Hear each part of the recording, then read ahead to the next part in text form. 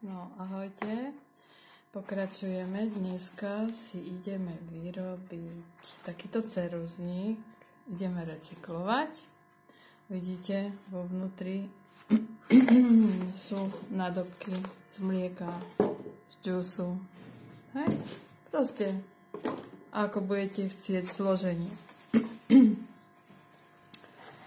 Vyfarbiť to isté. Farebné papiere, alebo môžete si to aj vymalovať, ako budete chcieť. Takže potrebujeme kartón, nejaké nádobky z mlieka, papier, lepidlo, pravítko, štetec, nožnice, lepiacu pásku, farebné papiere alebo biely papier, to už je na vás. No, takže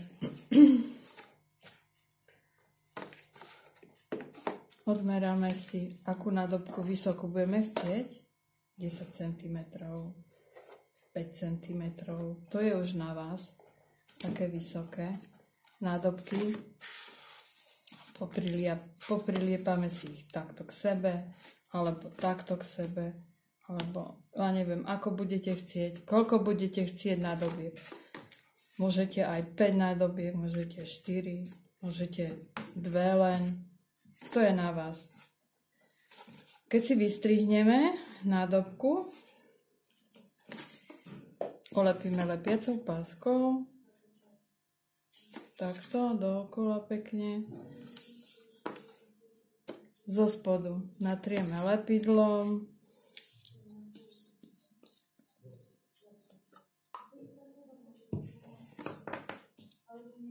Natrieme lepidlom a prilepíme na kartón. Potom je na vás, akú vzdialenosť chcete tohoto, hej, aby toho podstavca, aby to pekne stalo, aby sa nám tie krabičky nevalali. To je na vás.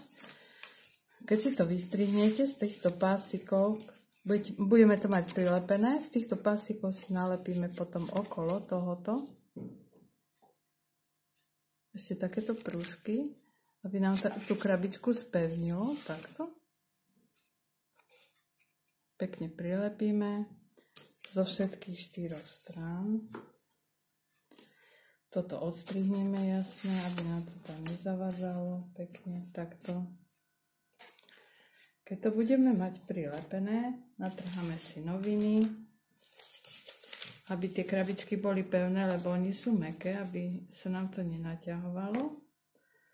Natrháme noviny. A toto už poznáte, tú techniku. Tie noviny budeme krásne priliepať okolo celého ceruzníka. Čiže olepíme krabičku až do hora. Toto olepíme aj s tým. Takto, hej, rožky takto budeme priliepať. Túto techniku poznáte, lepenia novinami. No keď to krásne takto olepíme, tak tie krabičky budú pevné, tvrdé, také neohybné, tvrdé, riadne. Keď to olepíme, môžeme hneď na to si nalepiť farebný papier. Alebo papier biely. To je fakt na vás. A keď nám to vyschne, to bude schnúť asi jeden celý deň, tak potom si to môžete vyzdobiť. Ja som to zdobila nožničkami, takými vonkovými. Motýliky som si vykrojila, alebo kľudne fixy. A niečo si tam nakreslíme. Obtiahneme. Takto obtiahneme. Kľudne kvietky. Alebo guličky len. Ja neviem, hoci čo môžete. To je už na vás, ako si to vyzdobíte.